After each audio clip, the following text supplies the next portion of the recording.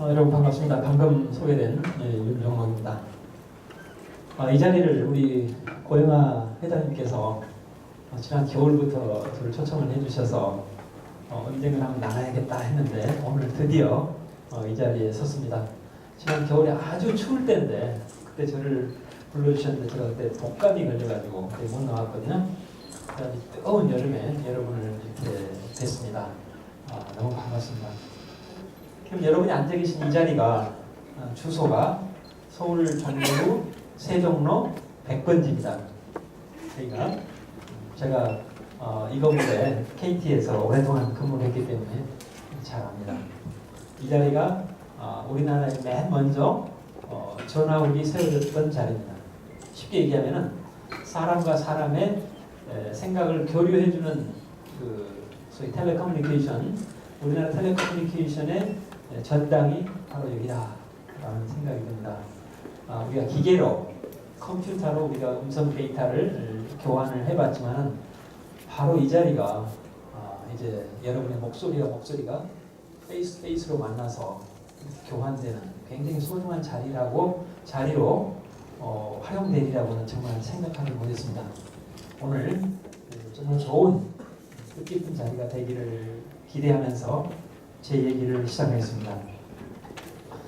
요즘에 이렇게 유행이죠. 뭐뭐는 네모다. 그죠? 뭐뭐는 네모다.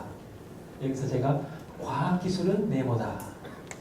라고 제가 여러분께 질문을 드렸을 때 여러분이 어떤 답변을 하실까? 여러 가지 재미있는 답변을 제가 기대할 수 있겠습니다만은 저는 몇 년 전에 과학기술은 네모다라는 퀴즈에서 과학기술은 경제다라고 제가 답변을 했습니다. 이제 과학기술은 저 코너에 있는 과학하는 사람들만의 영역이 아니라 과학기술이 바로 경제다. 이번에 정부 조직 개편할 때 기획재정부가 정부 서열 넘버 1이죠. 그 다음에 넘버 2가 과학기술하고 정보통신을 담당하는 미래창조과학부가 서열 넘버 2입니다. 국무회의를 참가해보면요. 다른 문화부 저 코너에 있는데 한가운데 재정경제부하고 미래창조과학부가 자리를 차지하고 있습니다. 이제 과학은 쟁이들이 하는 그런 영역이 아니라 과학이 바로 경제다. 이것 없이는 21세기 국가 경영할 수 없다. 저는 그렇게 생각을 합니다. 그래서 오늘 자원이 없는 나라의 국가 경영 창조경제, 여러분 창조경제 얘기를 많이 듣고 있습니다만은 경우에 따라서는 우리나라 3대 불가사의 중에 하나다 이렇게 얘기하고 있죠. 정말 저도 미래창조과학부에 차관을 맡고 있지만은 일말의 책임을 느낍니다만 그러나 저는 창조경제 우리가 피할 수 없는 21세기의 과제다. 일단 저는 이렇게 생각합니다. 어쨌든 자원이 없는 나라가 서바이브하는 방법을 여러 가지를 생각해 봤을 때 역시 과학기술에 의존하지 않고서는 다른 방법이 없다. 그래서 우리나라와 같은 자원이 특별히 없는 나라, 그러나 머리는 있는 나라, 이런 나라에 주어진 축복이 창조경제다. 이거는 피할 수 없는 거다. 저는 이렇게 생각을 합니다. 그래서 저는 창조경제라는 단어 앞에 항상 수식어를 자원이 없는 나라의 국가 경영이라는 수식어를 항상 붙이죠. 그래서 이제는 상상력과 과학기술이 바로 경제다. 저는 이렇게 어나운스를 합니다. 여러분, 창조경제가 뭡니까? 라는 질문을 받았을 때 여러 사람들이 다양한 답변을 했죠. 저는 창조경제는 모범 답안이 없다. 이렇게 얘기를 합니다. 창조경제가 모범 답안이 있는 순간 그건 창조경제가 아니다. 우리나라 사람들이 어려서부터 교육을 받을 때 정말 모든 문제는 모범 답안이 있다. 그 모범 답안을 찍어라. 이렇게 교육을 받았기 때문에 창조경제의 모범 답안이 뭐냐? 라는 질문을 했습니다. 저는 여러분이 어디에서 어떤 일을 하든 간에 지금 이 세상에 없었던 그 모델들, 크든 작든 간에 지금 이 세상에 존재하지 않았던 그 무엇, 이것을 애드해서 밸류를 높였다면은 그건 전부 창조경제다. 대한민국 국민이 생각하는 모든 나름대로의 창조경제의 합이 대한민국의 창조경제다. 저는 이렇게 얘기를 합니다. 너무 무책임한 얘기 같죠? 그러나 그래도 답이 있지 않겠느냐, 답을 꼭 얘기해달라라고 얘기한다면 저는 상상력이 과학기술과 접목을 해서 씨앗이 만들어지면은 벽신은 어디에 떨어져야 싹을 틔웁니까? 물이 촉촉한 땅이 있어야 그 싹을 틔우죠.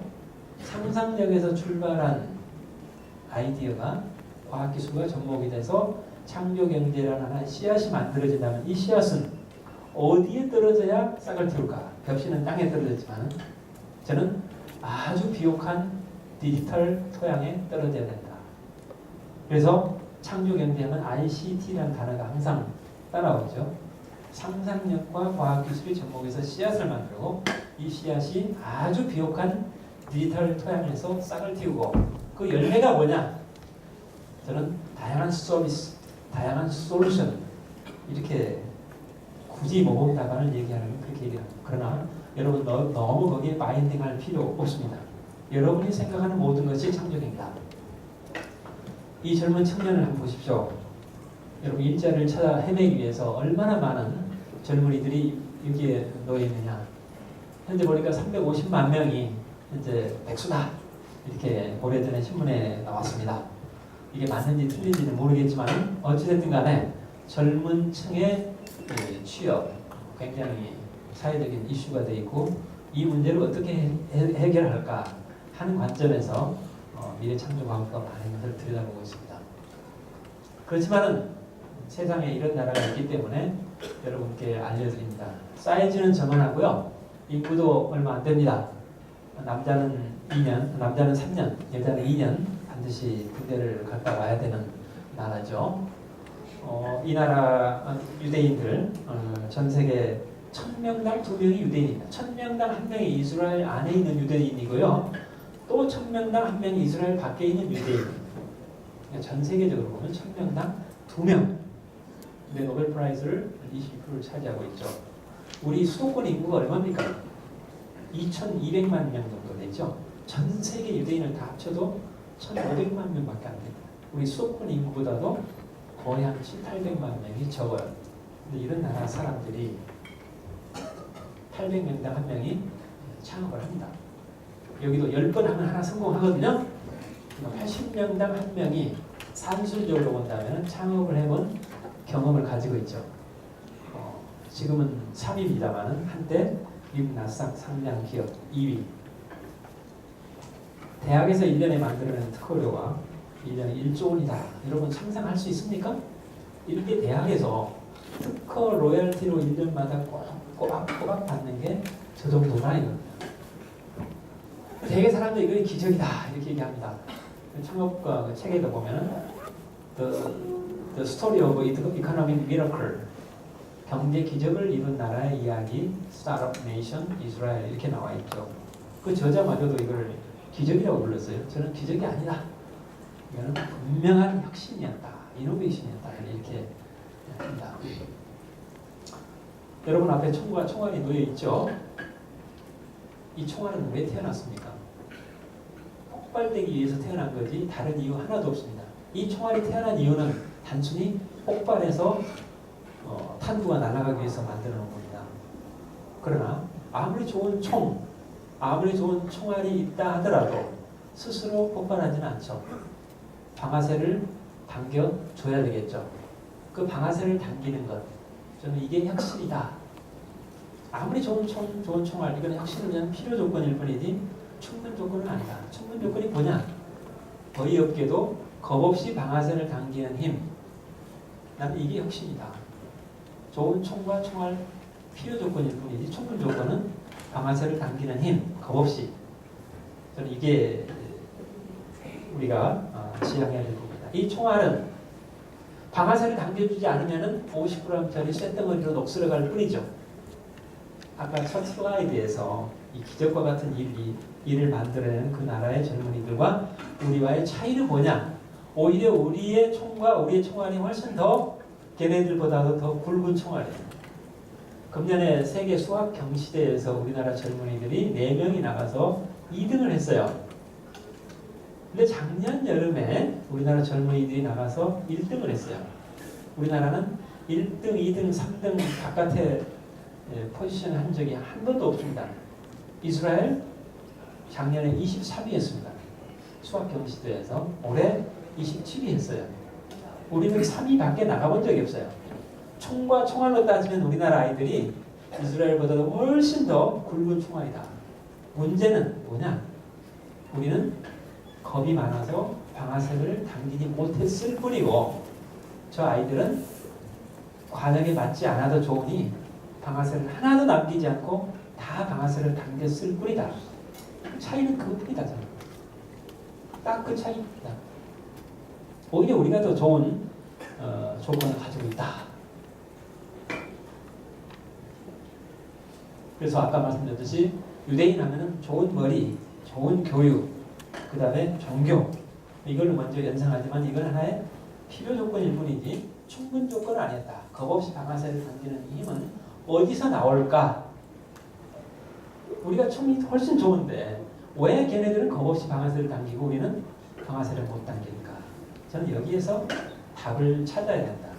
앞으로 박근혜 정부가 해야 될 일, 미래창조과학부가 해야 될 일이 좋은 총과 총알을 만드는 것뿐만 아니라 그거는 저는 그렇게 중요하지 않다고. 더 중요한 것은 우리 젊은이들이 겁없이 방아쇠를 당기게 하는 힘이 어디서 나올까? 거기다 초점을 줄 생각입니다. 그래서 제가 그 스타트업 네이션을 창업국가로 번역을 하면서 얻은 힌트 중에 하나가 굉장히 생소한 단어죠. 우리 영어 책에는 안 나와요. 영어 사전에는 히브리어이기 때문에 아주 개성한 단어 출발해서 저는 답을 얻었습니다. 유대인들의 국민성, 뻔뻔하고 당돌함. 여러분이 더 뻔뻔해져야 돼요. 얼굴에서 철판을 더 깔아야 돼요. 정말 뻔뻔하고 당돌함. 관역에 안 맞아도 좋으니 방아쇠를 당겨요. 우리는 관역에 안 맞으면 빠따를 맞아야 되잖아요. 무서워서 덜덜덜덜 방아쇠를 떨고 있는 동안에 쟤네들은 겁없이 방아쇠를 당기더라. 관역에 안 맞아도 좋다. 그래서 우리 젊은이들이 어떻게 하면은 이 숫바와 같은 정신으로 관역을 안 맞아도 좋으니 방아쇠를 당기게 할까? 이런 얘기입니다. 2002년 우리 월드컵 한참 엔조이 했죠. 그때 여러분 왼쪽에 오렌지 볼이 뚝 떨어졌고요. 2006년 독일 월드컵 때 파란 볼이 떨어졌죠. 2010년에는 어떤 볼이 떨어질까? 제가 이 슬라이드를 2007년에 만들었습니다. 2010년이 미래로 잡혀있죠. 여러분 왼쪽에 있는 오렌지 볼 이게 뭐냐? 이름이 비슷해요. 월드컵이라고 되어 있죠.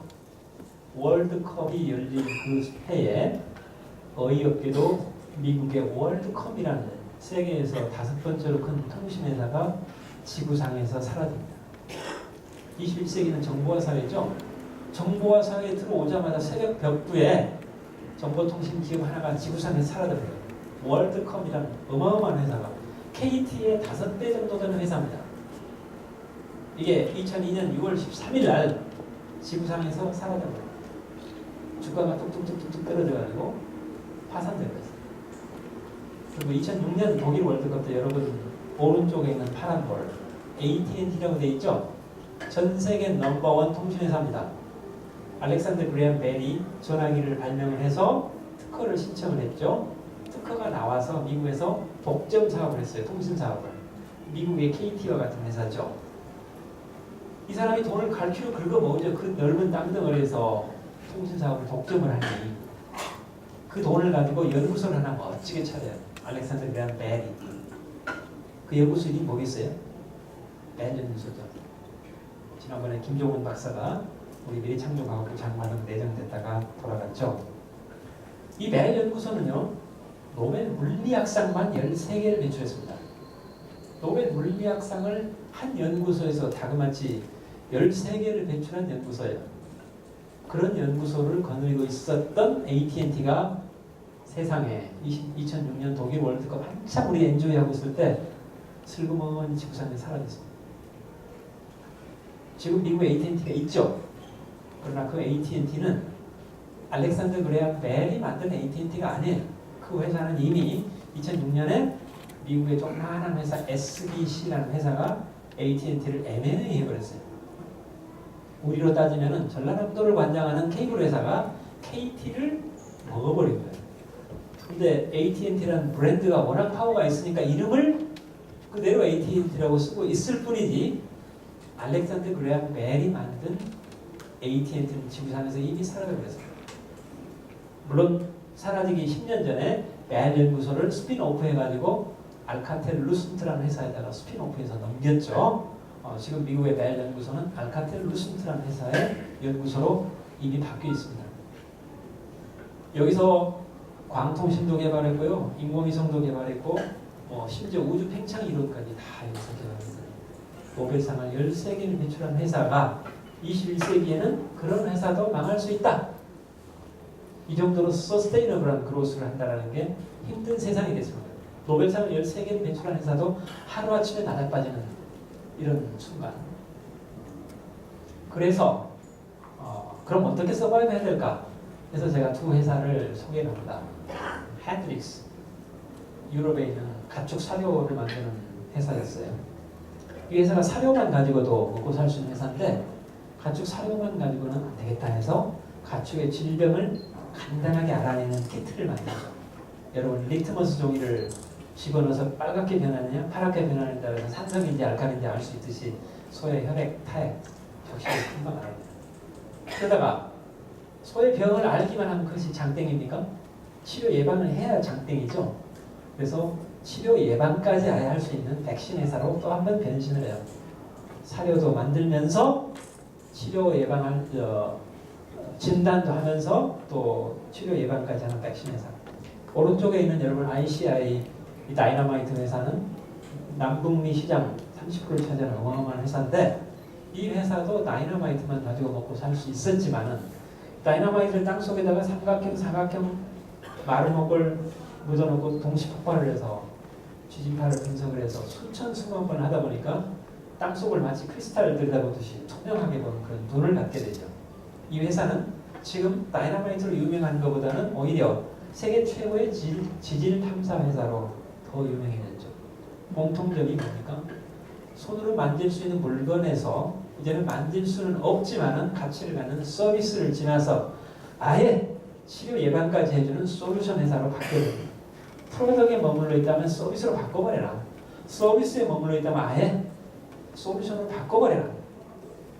여기에서 서스테이너블한 그로스를 잘하고 있는 모델을 보여주고 있습니다. 저는 여러분이 프로덕트 영역에 있다면 서비스로, 서비스 영역에 있다면 솔루션으로 바꿔버려라. 우리가 자원은 없지만 그래도 세계 최고의 비옥한 디지털 토양은 가지고 있습니다. 그래서 이제는 아까 말씀드렸듯이 비옥한 디지털 토양에서 우리가 창조 경제를 실현하는데 다행스럽게도 우리나라는 디지털 토양에 관한 세계에서 가장 비옥한 토양을 가지고 있다. 그래서 여러분 지난 100년 전까지만 해도 지구가 먹여 살릴 수 있는 인구가 6억 명밖에 안 됐어요. 지구의 나이가 46억 년이 됐는데 지난 100년 전까지 지구는 겨우 6억 명을 부양했습니다. 척박하게 그지없는 땅이었어요. 그러다가 질소비료가 개발이 돼요. 100년 전에. 여러분 식물이 질소비료가 없으면 단백 생산을 못해요. 근데 공기 중에 78%가 질소인데 얘가 땅에 녹아 들어가야 되거든요. 근데 150기압이라는 어마어마한 압력을 가해주지 않으면 아무리 질소가 많아도 땅에 녹아 들어가질 않아요. 그래서 질소 비료를 개발해서 땅에다가 질소를 공급을 했더니 이때부터 이제 비옥해지기 시작합니다. 여기 계신 분들 다이어트 하시느라고 애 많이 쓰시죠? 질소 비료를 개발한 독일의 하버드 이 아저씨 때문에 여러분들 다이어트 하느라고 고생 많이 하세요. 어쨌든 질소 비료가 나오면서 100년 사이에 인구가 60억으로 돌파합니다. 6억 이하의 인구는 워낙 느슨하기 때문에 실크로드를 낙타를 타고 2-3개월 무역을 해도 아무 문제 없었죠. 그러나 인구가 기하급수적으로 늘어나기 때문에 정보, 통신, 교통 발달할 수밖에 없었죠. 그러다가 아주 우연하게도 1999년에 전 세계 인구가 60억을 딱 돌파합니다. 그 순간에 여러분 메가패스 기억나십니까? 그 순간에 1999년에 전 세계 인구가 60억을 딱 돌파하는 그 해에 메가패스가 대한민국에 등장합니다. 메가패스가 등장하면서 가장주부